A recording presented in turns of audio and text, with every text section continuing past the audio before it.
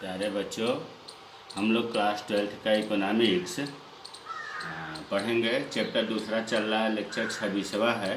इससे पहले हम लोग मांग की लोच की श्रेणियाँ पढ़ा गया था। आज हम लोग पढ़ेंगे मांग की लोच, जिसको हम मांग की कीमत लोच भी कहते हैं। उसको मापने की विधियाँ कौन कौन सी हैं। तो मांग की लोच की मापने की विधियाँ देखो, 3 विधि है। श्रेणियाँ और विधियाँ में कन्फ्यूजन नहीं होना चाहिए। श्रेणियाँ हमने 5 बताया था, और मांग की लोच मापने की विधि इम्तहान में कैसे आएगा। मांग की लोच किसे कहते हैं, इनके विभिन्न विधियों में किसी एक विधि का वर्णन करिए, या उस विधि का नाम दे देगा तो वर्णन करना होगा। तो 3 विधि है: कुल व्यय विधि, प्रतिशत विधि, बिंदु विधि, total expenditure method, percentage method, point method. अब हम तीनों के बारे में एक एक करके पढ़ेंगे। कुल व्यय विधि। कुल व्यय विधि जो है, इस विधि को इकाई विधि भी कहते हैं। क्या कहते हैं? इकाई विधि भी कहते हैं। इसका प्रतिपादन प्रोफेसर मार्शल ने दिया था। कीमत में परिवर्तन के, देखो यहाँ तक तो इसके बारे में हुआ। अब जो है, इस कहते किसे हैं, इस विधि में कीमत में परिवर्तन से पूर्व कुल व्यय और कीमत में परिवर्तन के बाद कुल व्यय की तुलना की जाती है। आज हम लोग पढ़ रहे हैं 3 विधियों में कुल व्यय विधि। विधि का नाम याद रखिए। इसमें क्या करते हैं कि कीमत में परिवर्तन, देखो जैसे मान लो कोई वस्तु है और उसका जो दाम बढ़ गया, तो वही चीज़ कह रहा है कि दाम बढ़ने से पहले कितना खर्चा हुआ, और कीमत में परिवर्तन के बाद, मतलब दाम बढ़ने के बाद या घटने के बाद कुल व्यय कितना हुआ, तुलना किया जाता है। तो कुल व्यय विधि को 3 भागों में बांटा गया है। इकाई के बराबर लोच, ईडी बराबर 1, ईडी मतलब मांग की लोच, इलास्टिसिटी ऑफ डिमांड। दूसरा होता है इकाई से कम लोच, ईडी लेस देन 1, इकाई से अधिक लोच, ईडी ग्रेटर देन 1। आप ध्यान दें तो मांग की श्रेणियों में भी ये तीनों है, और थोड़ा सा केवल उससे अंतर है, क्योंकि उसमें जो है कीमत और मांग की तुलना की जाती थी, इसमें कीमत और कुल व्यय की तुलना किया जाएगा। लेकिन उसके बिना यहाँ काम नहीं चलेगा। तो आइए अब हम एक एक करके देखते हैं। इकाई के बराबर लोच मतलब ईडी बराबर 1, ईडी बराबर 1, ये इकाई है, ये मांग की लोच है, दोनों बराबर हैं। इसकी क्या है परिभाषा?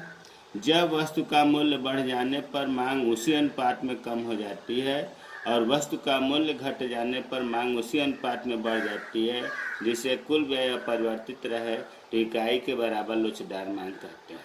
देखो, रटने से काम नहीं चलेगा। इससे पहले जब मांग की लोच की श्रेणियाँ में पढ़ाया था, तो उसमें बताया था कि इकाई के बराबर लोच में रटने से काम नहीं चलेगा। इसमें यह बताया था कि जितने प्रतिशत कीमत में वृद्धि होती है, उतने प्रतिशत मांग में कमी हो जाती है। जितने प्रतिशत कीमत में कमी होती है, उतने प्रतिशत मांग में वृद्धि होती है। वही चीज़ है यहाँ पर। लेकिन यहाँ पर लास्ट में हम देखेंगे कुल व्यय कितना बदला। ये कह रहा है कीमत कितना हो बढ़े या घटे, कुल व्यय बदलता नहीं है। थोड़े से 60 में अगर कहना हो तो ऐसे भी कह सकते हैं कि कीमत घटने या बढ़ने से कुल व्यय में कोई परिवर्तन नहीं होता है। अगर मान लो ये चीज़ आपको समझ में नहीं आ रहा है, तो उदाहरण से समझिए। उदाहरण, अगर इम्तिहान में उदाहरण भी दे देते हैं और कुछ लिखते नहीं हैं, तब भी उदाहरण से सही हो जाता है। देखो, सबसे पहले हम आपको समझाएं कीमत। कीमत को क्या कहते हैं? प्राइस। और मांग को क्या कहते हैं? क्वांटिटी, मात्रा। अब हमें कुल व्यय विधि ये है, इसलिए कुल व्यय की तुलना करेंगे। कुल व्यय कैसे निकलता है? पी का क्यू में गुणा करते हैं, पी गुणे क्यू। अब मान लो किसी वस्तु का मूल्य 6 रुपये है। समझिएगा ध्यान से। किसी वस्तु का मूल्य 6 रुपये है और बाजार में मांग कितना हुआ? 20। मान लो 6 रुपये में कोई वस्तु 20 खरीद लिया गया, तो उस उपभोक्ता का कितना खर्च होगा? 20 का 6 में गुणा करेंगे, 120 रुपये हुआ। कोई नई चीज़ नहीं बता रहा हूँ। किसी वस्तु का दाम, मान लो पेन है, ₹6 में बिक रहा है, उसने जो है 20 पेन खरीद लिया, तो उसका दाम ₹120 हुआ, ₹120 वो दे दिया। लेकिन अगर कीमत कम हो, कीमत उसी पेन का ₹4 हो जाए, तो जो ₹4 होगा तो उसने 30 पेन खरीदे, क्योंकि कीमत घट गई तो मांग बढ़ गई। जब ₹4 सस्ता हुआ तो उसने पेन की संख्या बढ़ा दिया, और बढ़ाने के बाद जब उसका भी दाम जोड़ा गया तो ₹120 ही हुआ, क्योंकि 30 पेन का दाम ₹4 के हिसाब से ₹120 हुआ। तो यहाँ अगर हम ध्यान से देखें तो जो मूल्य था उस पर ₹120 व्यय हुआ, कुल व्यय, और कीमत अगर घट गई, अगर हम ऐसे कहें कि कीमत घट गई तो क्या हुआ, इसमें कुल व्यय में कोई परिवर्तन नहीं हुआ। कीमत घटा लेकिन कुल व्यय उतना ही हुआ। अगर इसका उल्टा देखें, कीमत बढ़ गई, 6 हो गया 4 से, तब भी उतना ही व्यय हो रहा है, इसमें भी कोई परिवर्तन नहीं हुआ। तो हम ऐसे भी लिख सकते हैं कि कुल या कोई परिवर्तन नहीं। यही चीज तो बताया गया कि कीमत बढ़ने या घटने से कुल व्यय में कोई परिवर्तन नहीं होता। देखो, कीमत घटने या बढ़ने से कुल व्यय में कोई परिवर्तन नहीं होता। दाम बढ़ा तब भी ₹120 खर्च हुआ, दाम घटा तब भी ₹120 खर्च हुआ। तो जब कोई परिवर्तन नहीं होता है तो ऐसी स्थिति को कहा जाता है ED बराबर 1। तो अब इसे आप एक लाइन में कह सकते हैं कि कीमत घटने या बढ़ने से कुल व्यय में कोई परिवर्तन नहीं होता है, तो ऐसी स्थिति ED बराबर 1 होती है। दूसरा है इकाई से कम लोच। यदि वस्तु की कीमत घट रही है तो कुल व्यय घट रही है, तथा कीमत बढ़ रही है तो कुल व्यय बढ़ रही है, इसे इकाई से कम लोच कहते हैं। इसको उदाहरण से समझें तो समझ में आ जाएगा। हमने कीमत जैसे यहाँ लिखा था P, मांग को हम कहते हैं Q, और कुल व्यय के लिए P और Q में गुणा करते हैं। इसमें हमने शुरू में दिया था कि ₹6 में 20 वस्तु मिलती है, चलो वही लिख लेते हैं। ₹6 में 20 वस्तु मिला तो कुल हमारा कितना हुआ, ₹120 हो गया। अब कीमत घटाते हैं, ₹4 हुआ। जब ₹4 हुआ तो मांग मान लो 21 हो गया। जब 21 हो गया तो इसका जब इसमें गुणा करेंगे तो कुल व्यय ₹84 हो गए। तो अब यहाँ ये निष्कर्ष देखो निकल रहा है कि वस्तु की कीमत घटने से, देखो 6 से 4 घटा, नीचे की तरफ एरो घटना बताता है। जब किसी वस्तु की कीमत घटने से कुल व्यय भी घटे, देखो 120 से 84 हो गया, ये संयोग है कि कीमत घटने से कुल व्यय घटा। और अगर ऊपर की तरफ देखें, कीमत बढ़ने से 4 से 6 हो गया तो बढ़ गया, तो इसमें भी ऊपर देखें कीमत बढ़ने से कुल व्यय बढ़ा, 84 से 120 हो गया। तो अगर हम इसको ये कहें कि कीमत घटा तो कुल व्यय घटा, कीमत बढ़ा तो कुल व्यय बढ़ा, मतलब एक ही दिशा में परिवर्तन हो रहा है, एक ही दिशा में, या इसको हम कह सकते हैं समान दिशा में। इसी को तो बताया गया था कि जब एक बढ़े तो दूसरा बढ़े, एक घटे तो दूसरा घटे, इसे प्रत्यक्ष संबंध भी कहते हैं, बताया जा चुका है। तो जब एक ही दिशा में संबंध हो या प्रत्यक्ष संबंध हो तो हम कहते हैं ED लेस देन 1, मतलब 1 बड़ा है, ED कम है। तो अब आप प्रश्न पूछ सकते हैं कि सर यहाँ तो आपने ₹4 में 30 मांग किया, यहाँ ₹4 में 21 क्यों किया, थोड़ा सा केवल चेंज किए हैं। अरे भाई, मांग की श्रेणियों में परिभाषा बताया गया है इकाई से कम लोच में कि मांग में होने वाले प्रतिशत परिवर्तन या मांग में होने वाले परिवर्तन कीमत में होने वाले परिवर्तन से कम होता है। इसमें देखो डिफरेंस 1 का है, इसमें डिफरेंस 2 का है, कीमत में ज़्यादा परिवर्तन हुआ, मांग में कम हुआ।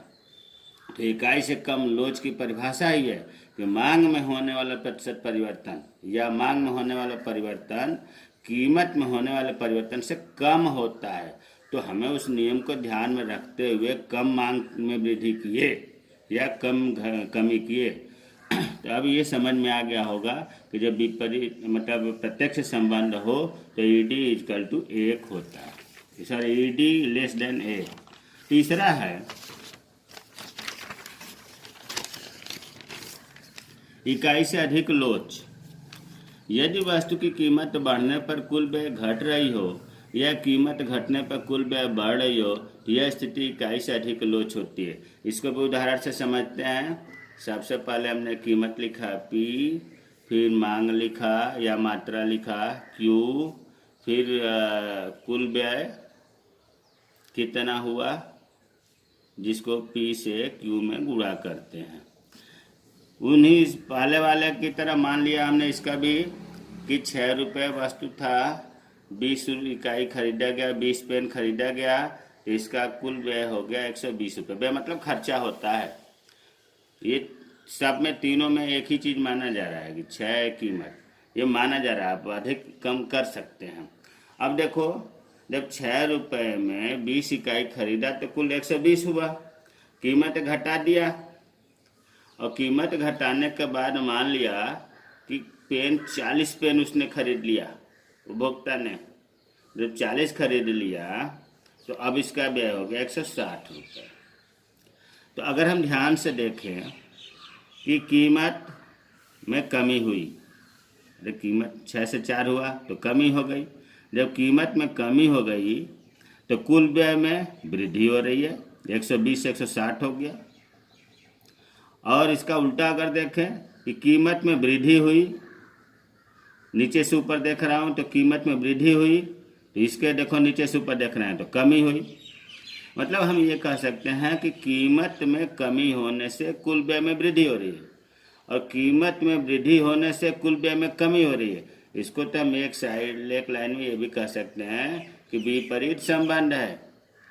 और जब कीमत और कुल व्यय में विपरीत संबंध होता है तो ED ग्रेटर देन 1 होता है। अब आप ये कहेंगे कि 4 रुपये में 40 क्यों बढ़ा दिए? इकाई से अधिक लोच की परिभाषा में बताया गया है कि जब मांग की लोच में मांग में परिवर्तन कीमत में होने वाले परिवर्तन से बहुत अधिक होता है। देखो इसमें 2 ही इकाई का केवल परिवर्तन हुआ लेकिन इसमें डबल हो गया। तो जब मांग में होने वाला परिवर्तन कीमत में होने वाले परिवर्तन से अधिक होता है तो उसे इकाई से अधिक लोचदार कहते हैं।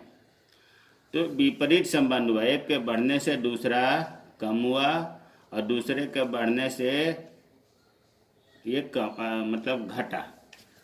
तो इस प्रकार से ये आपका जो पहली विधि थी क्या कुल व्यय विधि 3 प्रकार का हुआ, तीनों के बारे में बता दिया गया।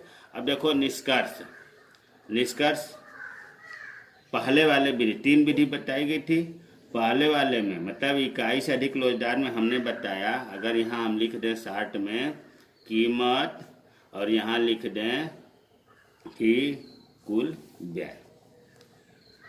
कीमत में पहले वाले बता रहा हूँ जो ये वाली इकाई से बराबर लोच, इसमें हमने बताया कि कीमत अगर घट रही है तो कुल व्यय में कोई परिवर्तन नहीं, कीमत अगर बढ़ रही है कुल व्यय में कोई परिवर्तन नहीं। तो ऐसी स्थिति ED बराबर 1। दूसरा हमने बताया था स्थिति कि कीमत अगर घट रही है तो कुल व्यय भी घट रही है, कीमत अगर बढ़ रही है तो कुल व्यय बढ़ रही है, समान दिशा में ऐसी स्थिति होती है तो ED लेस देन 1 होता है। और तीसरा हमने बताया कि कीमत अगर घट रही है ये वाला तो कुल व्यय बढ़ रही है, कीमत अगर बढ़ रही है तो कुल व्यय घट रही है, इसको कहते हैं ED ग्रेटर देन 1। इस प्रकार ये आपका पहला विधि समाप्त हो गया, कुल व्यय विधि। जय हिंद, जय भारत।